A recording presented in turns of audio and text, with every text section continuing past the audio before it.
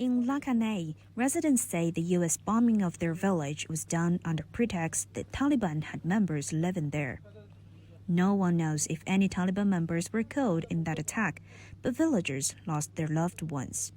35-year-old Asti Mohammad lost all of his family members in that attack, except for his younger sister, who was later taken away by German doctors for treatment and never came back.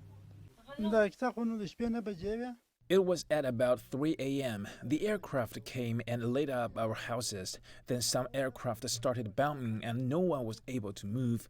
10 members of my family, including my parents, grandparents, sisters, brothers, and uncles, were killed.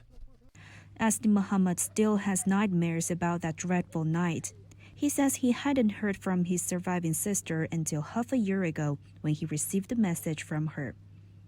His sister told him she lost both her legs and has been living in Germany all these years.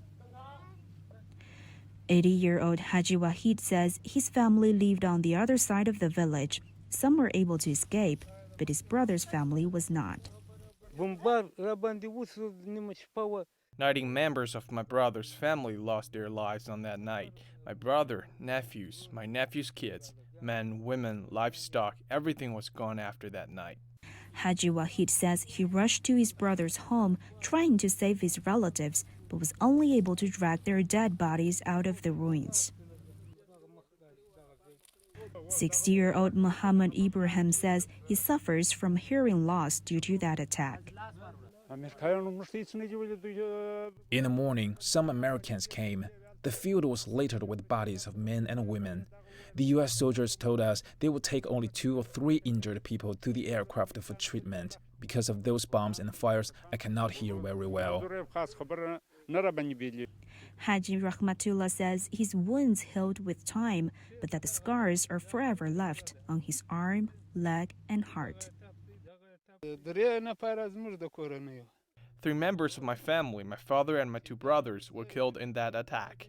I myself was injured, as you can see. You can see all the scars even after I recovered.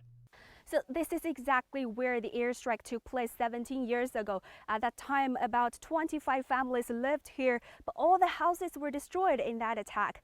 Villagers have to relocate their homes to other places, and one of the victims' families told me about 113 people were killed in that attack. The villagers say they were relieved last year when they heard U.S. troops would leave their country. They say life is still tough, but that they finally feel long-lost peace and tranquility.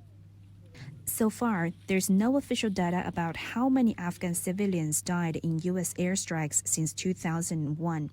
But in 2017, the U.S. loosened its rules of engagement for airstrikes in Afghanistan, which resulted in a massive increase in civilian casualties.